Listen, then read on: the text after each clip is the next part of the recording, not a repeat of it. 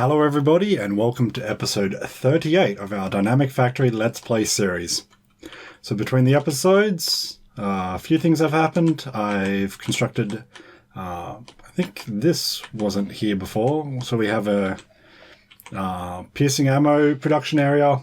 We have down below our red science, we have grenades being manufactured, and below that we have military science packs using, yes, this recipe here. So one piercing round, one grenade, and one gun turret to make those military science packs. Let me just see. Oh, we also have gun turrets being made over in below our green science pack in this production area down here, though it seems to be low on gears. We actually have a lot of things needing a lot of different ingredients at the moment, and this situation is happening, and this happened once during the break, where two different trains decided they want to service this one station, which is odd because I'm pretty sure it should only be sending off one request thanks to our pulse generator there, so I don't know why there's two different trains wanting to complete that one request. I wonder if one of the trains is going to the wrong station. That could be an issue. We did have a few trains go to the wrong station. I believe at the end of last episode I made the iron furnace. Let me just check. More production. No, it was probably this one here, I think. One of them I forgot to actually set it up with the correct numbers in here. So the train kept going to the wrong place.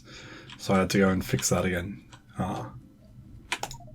This has happened once, as I've said, so you know that's a quick way to just fix it. Just move the coal to spots where it can actually go, and that is fine. 8,400. Yep, that means you're not triggering. I wonder if what the issue is that the first train gets here, and this is the old circuit that doesn't wait for the train to leave before resetting, but rather resets when the train arrives.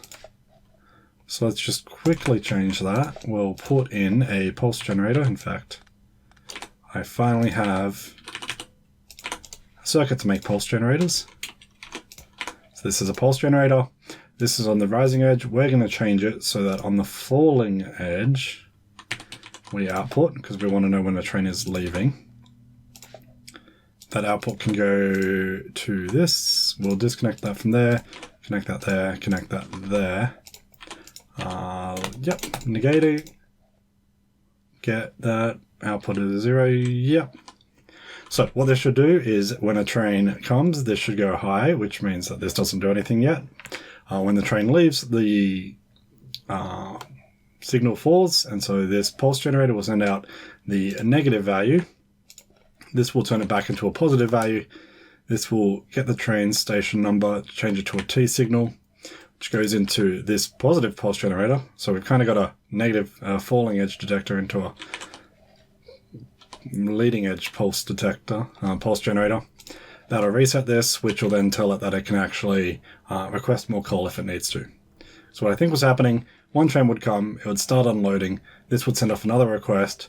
Because this station has such a low number of, it's like, ooh, do you normally give out like, read stop train? Okay. Oh, this one here gives you those. Okay, I didn't even know you could do that. Out of that combinator. So where was I at? So the train was here. It would not have enough coal, so it'd send out a new request. This station is low numbered, it's only 6. So it would be a high priority to get another train to it, because the train would be waiting here for so long. The next train would come and wait up behind it. I think that's what was happening. So this should fix that. All we'd need to do now is just get rid of the coal in the last wagon of this train, just move it somewhere else. Got some robots with wood coming from above. I don't know why they're coming down here. Okay, cool. So that's all the trains free. don't think I've actually mentioned yet what I want to do in this episode. So we've got our military science packs, we've got our green science packs, and we've got our red. So I think what I want to do is I want to modify this layout so that we can get the red, green, and military all here. Hopefully, I think I calculated that, yes, I will need to dismantle a bunch of this, so let's just go, ooh. Yeah, that's fine.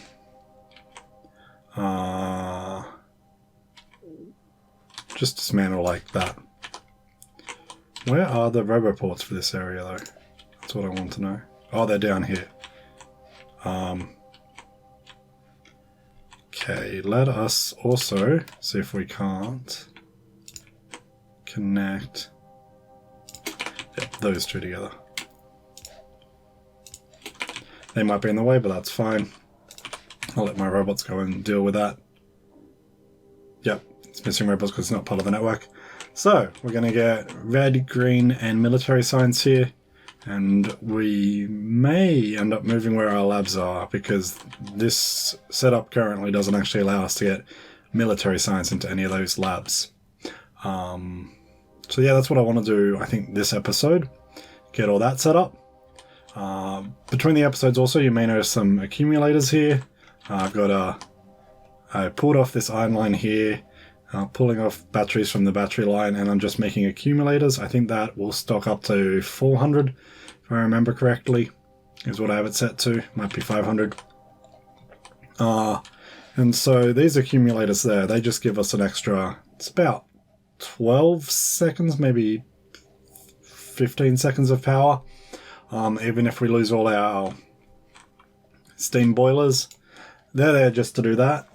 They're also, when we're doing a lot of construction, we've got a lot of construction bots getting energy, and so often our energy consumption peaks above what we can actually produce, so they can just deal with those small peaks and help us not lose all our power as quickly. That's what they're mainly there for. When I go and take out these bases with laser turrets, they'll also be able to supply, you know, a bit of extra peak energy when all the laser turrets are firing. Was there anything else that I did in between the episodes? Oh, our copper plate setup here. I've disconnected the output of it, stating when it has enough copper plates to be able to supply our system from the pulse generator that connects to. I did that because I wanted all the copper plates from here to be taken. I don't think they're all gone yet. No, there's still 48,000. So we've still got a few to go. But that would have probably still had like, 70, 80,000 if I hadn't done that change. You may notice this circuit here. That I'll explain later. That was also something else I was looking at between the episodes. I just noticed some steel there. So, what do we need to do right now to get all this done? We need to lengthen that track so that it can support the correct length of our train. And we need to basically duplicate it twice more, so that we can have a spot for red, green, and military. Let's just also get rid of this part of the belt. It's in the way. Do I have... That'll be faster. So much faster. Except for these. These are still slow. No, we'll use red in this one. Yep, that should get rid of all that. And we'll just... This station is already the correct length down here, so I'm going to actually use it as a guide to try to figure out whereabouts this one needs to go. It needs to go there. We can copy across the settings for it. And that means that this is already numbered correctly. We can just get rid of this one then. Oh wait, where's my... Did my axe have like no durability at all? I wondered why, yeah. I was wondering why the train track seemed unusually hard to get rid of. compared to everything else we were just removing. And that is why. Okay. Now we're going to need to know where our train tracks need to go. Do that.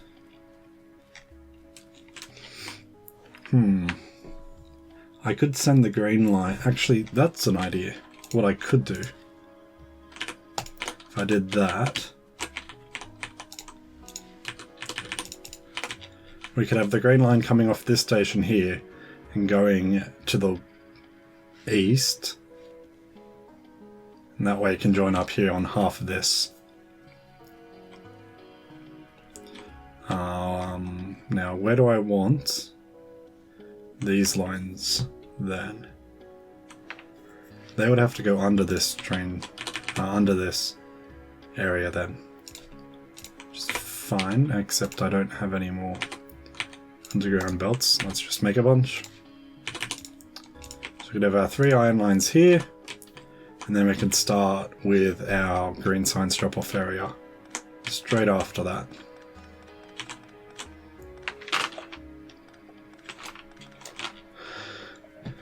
So for the green science area, all I'm going to do, is I'm just going to get a blueprint of this setup here, because it's the correct length.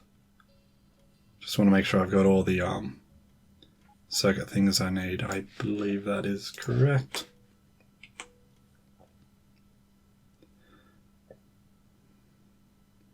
So we'll want our train probably at least here.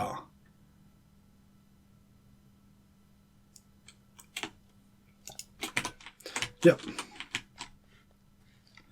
So if we remove all of this, we can relay down the blueprint with what goes here. That's actually pretty nice and close, I think.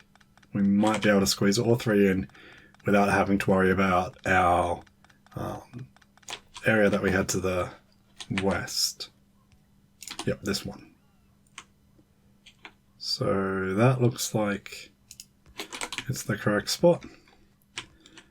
But this time, ooh. So normally we pass this into a balancer. I don't actually even, not sure if that balancer is even all that efficient. We've got what, 1, 2, 3, 4, 5, 6 lines going into it. They go into just a basic 6 to 4, and then there's a 4 load balancer. And then it just goes to 1 line anyway, so that is not what we want, and I should take off that area first. Okay. What we'll do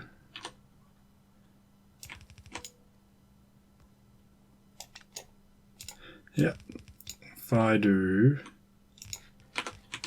something like this,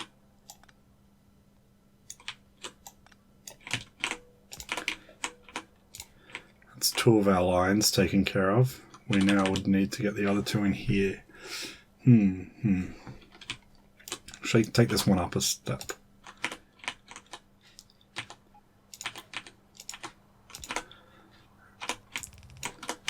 I mean, we don't really need to go too far for efficiency for this, really.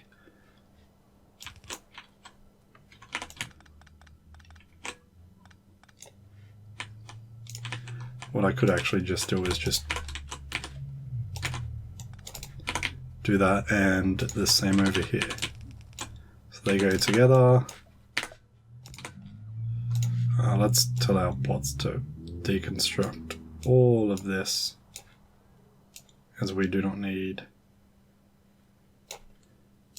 any of it. That one and that one.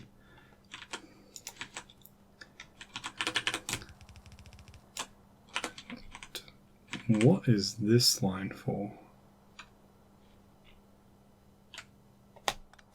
Okay, it was for the station below, but it's not useful, so we don't need it.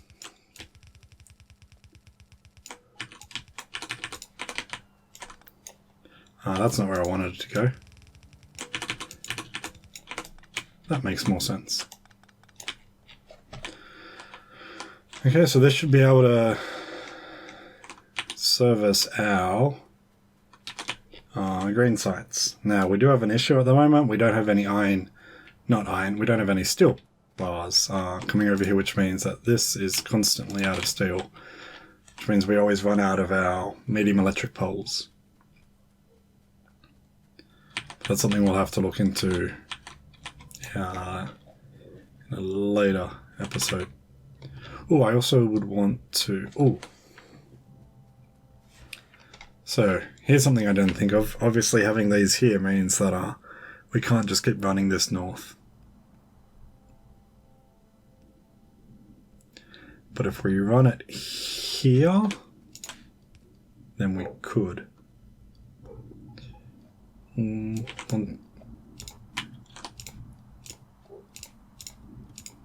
Want 4 lines because we also want a line for our stone.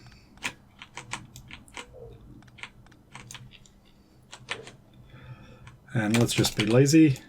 I mean, I will need that blueprint again, so I probably shouldn't have got rid of it, but do it there.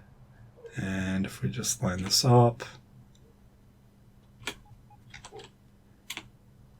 pole is in the way. Just move it this way. Where did that blueprint just go? There it is. Okay, there we go.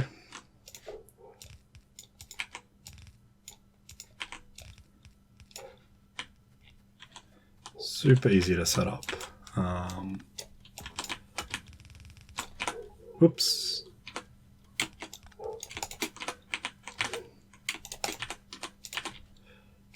We can now just take this line and just duplicate it to make all that. Oh, these silly red science packs.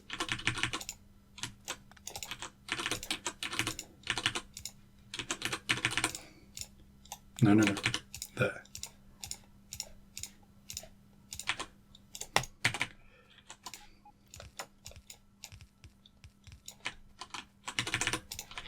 Okay, there's our iron able to come back up here. Now, do we have a destination for green science packs? We do not. That is actually really nice to see. If we did have that, then that would be quite annoying. Not entirely sure why we don't, actually. Oh, I guess you're triggered. Yep. Okay, cool. Well, we don't need any of this anymore. I want to keep the roboport though. And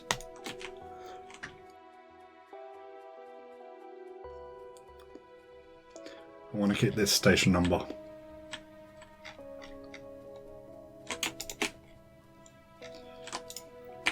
If I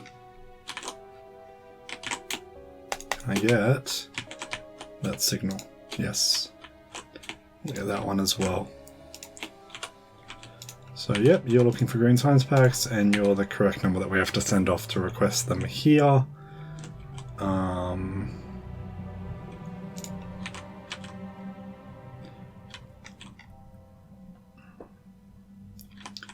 think that should be that all done. We now just need to connect this line to this line over here. I don't know if they'll reach this far.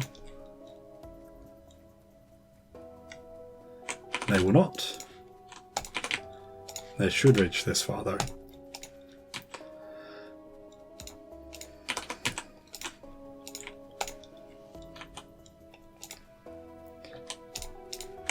There we go.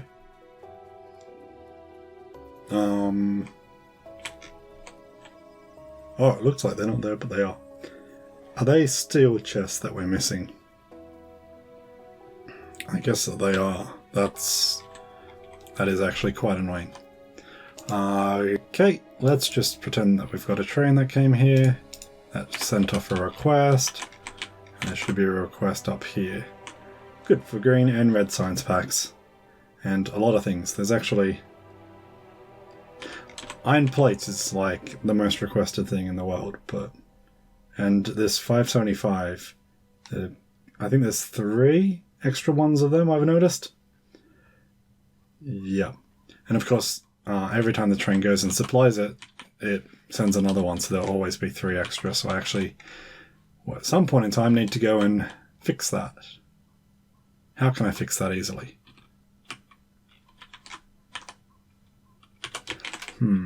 575. What is that station that's requesting that?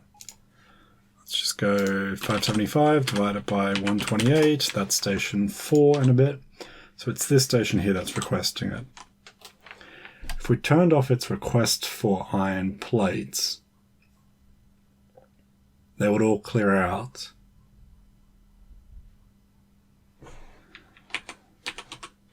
I then have to reset that.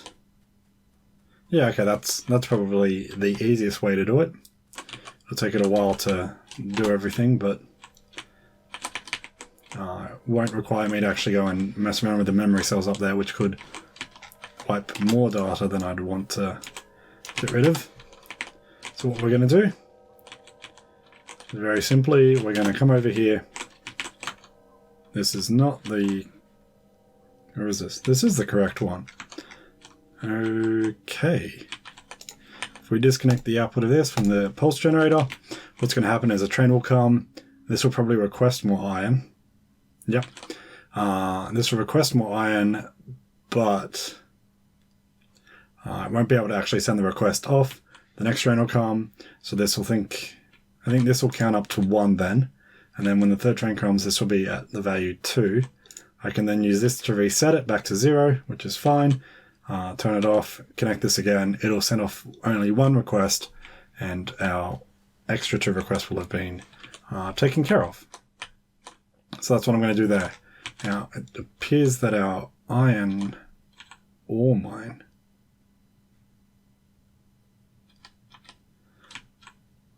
Interesting, we've actually got to this situation here, which is... Maybe this makes it worthwhile that I actually show you this circuit that I was working on, because this is the situation that this circuit is meant to solve, but this is a much more... Thank you, autosave. This is a much more complex circuit than I want to go with. Yeah. So our issue is... if we look up here, we can see... There we go.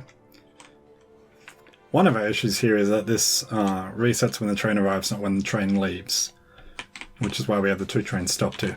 But the other issue is if we go to this one here, you can see that there's 34,000 iron ore in all the chests here, because that's what that number stores, how much iron ore there is in every single chest, combined. Now the issue with that is that our furnaces only pull from the first 4 cargo wagons. All of our furnaces are set up with this design, and they all pull only from the first 4 cargo wagons. Which means that if we look at our last 2 sets of chests, we can see if that's got 1600 in it, and there would be 12 chests, 16 times 12 is 192, so there's about 19,000 iron ore just sitting in these 2 sets of chests, which are never going to be used because of our setup. Now, if we look at what triggers it, where's the triggering circuit? Where is it? No, it must be here. Here it is. So it needs 12,000 to trigger. We have 20,000 almost in chests that we'll never use, which means that this thing actually will never not trigger. That's what our issue is here, and that's what this circuit is trying to fix. So what I thought is, instead of looking at our 6 chests, our 6 groups of chests, all combined, what we would do is we'd look at each of these clusters individually. So we'd say, how much is there in this block? How much is there in this block? How much in this block? How much in this block? How much in this one? How much in this one? Then we find which block has the least number of items, as that is basically what our limit is of how many of these items we can put in a chest. We can only put, not in a chest, put in a cargo wagon. Because a cargo wagon will only get as many as there are in here. And so the least filled cargo wagon will be whatever the least filled block is. Now, this is a very complex circuit to try to figure that out, and it's designed to be completely generic, so it should work even if I have, say there's 52 of them and whatever, 905. And let's give this one here, so they're even, that's good. 52, so we'll give this one more copper plates, we'll give this one 700 copper plates, and we'll give it less water barrels, we'll give it only 8. So, one sec.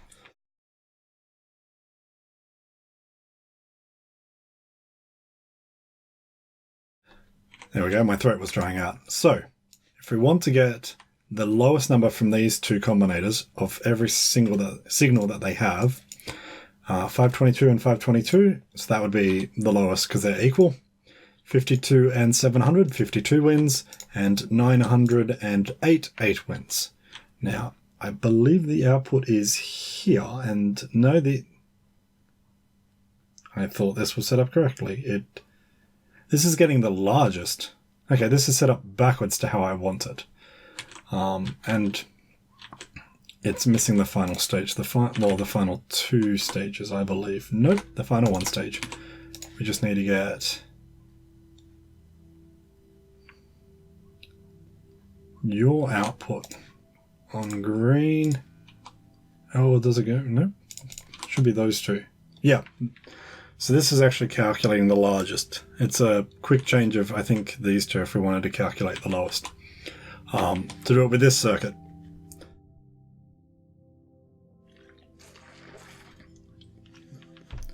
Sorry, my throat's super dry right now. That's annoying. So this would get the largest. Now, the issue I have with this circuit is just look at its footprint. It's a giant setup, and this is just to find which is the lowest out of 2. So we would need this 1 here, then 1 here, here. So you need 5. Could you do a binary tree with it? You get the lowest of those. No, I don't think so. That would be 1, 2, 3. It'd still be basically the same. So there's no help with that. So what I thought is that instead of doing that, let's actually simplify it, because we know each station will only be outputting one thing at the moment. Maybe in the future there might be a situation where that's not the case. But at the moment, at least, every single one of our production bays and our furnaces only produces one thing, and so they only output one thing. So with that, let's get our 2 chests. What do I want? I want to do that and that. Technically, I'd want a 3rd one here. And then I want to know which one is lower. So I'm going to need that and that. That should be the whole setup I should need. So because we're only outputting one thing, we don't care what it is, we just need to know how many there are. So what we'll do is we will change this to a signal 0. That's not what I wanted that. So each thing plus 0 output a signal 0. And that's what all 3 of these would do. Now,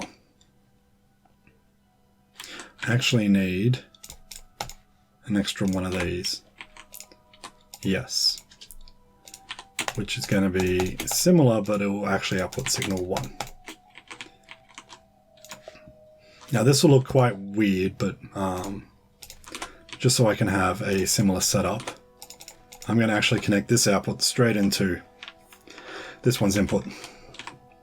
But now let's give these some numbers. Let's give 1, 2, 3. We'll give this a lower number, 57, and we'll give this one a higher number, 400.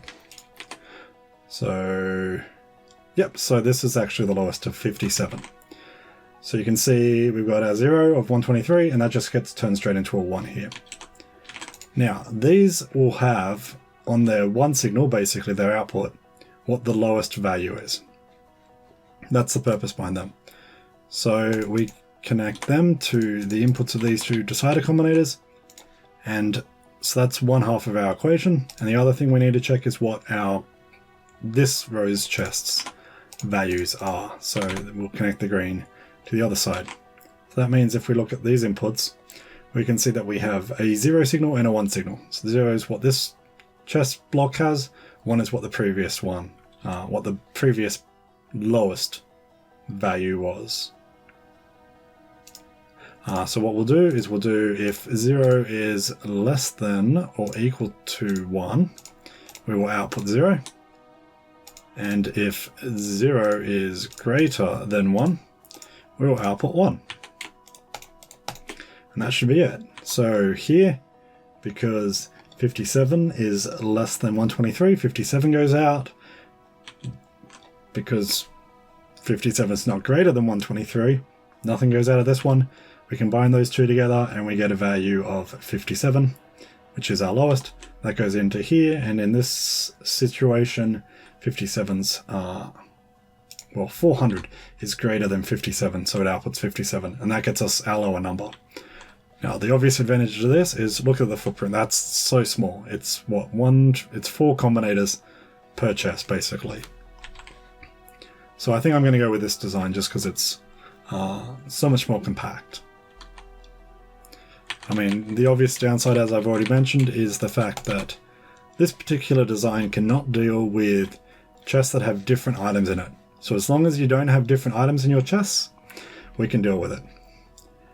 There's going to be, I think I probably want one extra feature of it. And I want to, for future reference, I want to actually make that blueprint, and I want to store it in here, and I will export it later. Otherwise, we don't need that. The other thing I'm going to want is just to store what the actual item in these chests are. That'll come in handy in a bit. So let's go and we will get one of the rows. I actually want to include the pole in it, I think.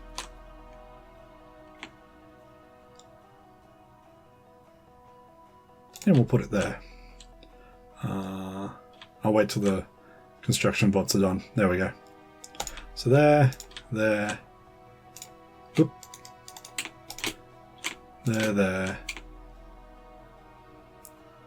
And fine, I'll have to go here because the station's in the way.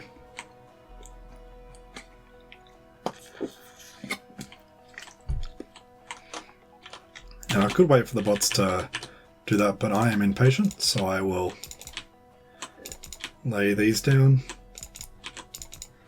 And the good thing is, as I've mentioned before, because they're from a blueprint, it actually stores what it would have given them if a bot had laid it down. So we don't need to set them up. But I am now basically out of combinators, so we're actually going to have to wait for the bots. That's annoying. And our poles aren't in a great place. Let's put the pole there.